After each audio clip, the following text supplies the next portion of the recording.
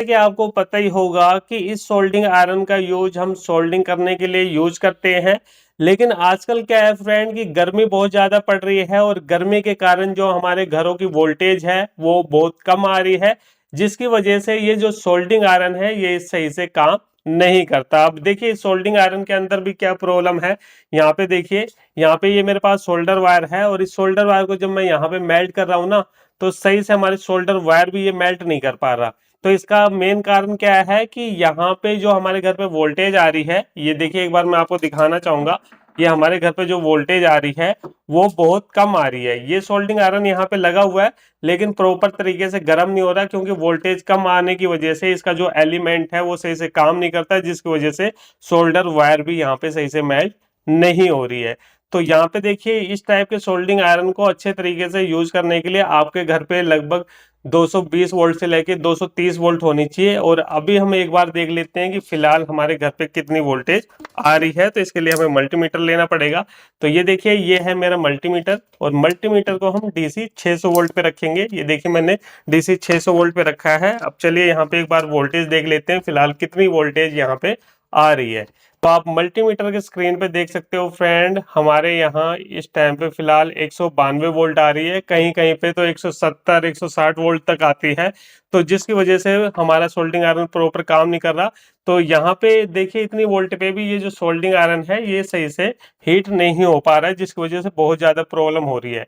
तो इस प्रॉब्लम को आप बड़े आराम से फिक्स कर सकते हो। अगर आपके घर पे लाइट कम है, स्टेबलाइजर वगैरह नहीं है, तो देखिए मैं आपको एक जुगाड़ बता रहा हूँ, उस जुगाड़ से आप अपने सोल्डिंग आयरन को कम लाइट में भी यूज कर सकते हो। पे हमें क्या करना है, सबसे पहले देखिए हमें अपने सोल्डिंग आयरन को खोलना पड़ेगा। तो खोलने के लिए देखिए यहाँ पे 3 पेज दे रखे हैं, तो इन तीनों पेज को हम फटाफट खोल लेते हैं। तो ये देखिए फ्रेंड, यहाँ पे मैंने इसके तीनों पेज को ढीला कर लिया है। अब उसके बाद देखिए यहाँ पे हमें इसके एलिमेंट को बाहर निकालना है। तो एलिमेंट को बिल्कुल प्यार से हमें बाहर की तरफ निकालना है। तो इस तरीके से देखिए हम आराम से एलिमेंट को पकड़ेंगे और इस तरीके से धीरे धीरे इसे बाहर की तरफ निकाल लेंगे। तो यहाँ पे आप देख सकते हो फ्रेंड कि यहाँ पे ये हमारा एलिमेंट है और यहाँ पे हमारे वायर के कनेक्शन जुड़े हुए हैं। तो यहाँ पे हमें क्या करना है, देखिए यहाँ पे 2 वायर है सिंपली इसके अंदर। तो इसके अंदर एक वायर तो जो हमारी एलिमेंट से आ रही है यहाँ पे जुड़ी हुई है, और जो दूसरी वाली वायर है वो हमारे यहाँ पे जुड़ी हुई है और इसके अंदर टेप लगी हुई है। तो यहाँ पे देखिए टेप क्यों लगी हुई है, ताकि ये दोनों पॉइंट आपस में शॉर्ट ना कर जाएं, क्योंकि काफी पास पास में है। और इसको अगर हम खोलते हैं, टेप को हटाते हैं, इसके अंदर देखिए यहाँ पे एक डायोड लगा हुआ है। तो यहाँ पे अब आपको क्या करना है, यहाँ पे ये जो डायोड है फ्रेंड, इसको आपको हटाना है।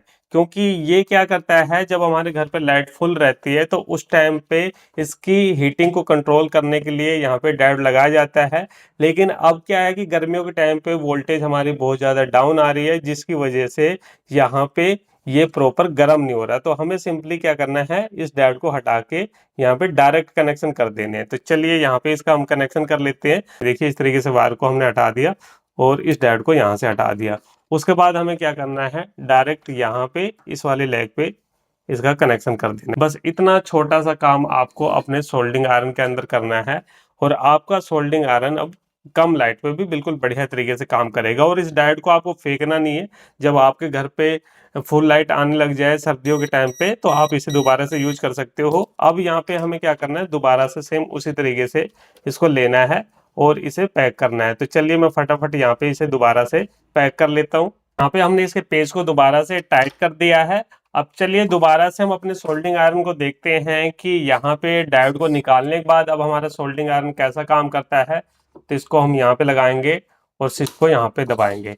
तो यहाँ पे अब हम देखेंगे फ्रेंड, इसे थोड़ा सा गर्म होने देते हैं और उसके बाद हम देखते हैं कि हमारा सोल्डिंग आयरन अब कम लाइट में सही से काम करता है कि नहीं करता। तो यहाँ पे देखिए ये हमारा सोल्डिंग आयरन बिल्कुल अच्छे तरीके से गर्म हो चुका है।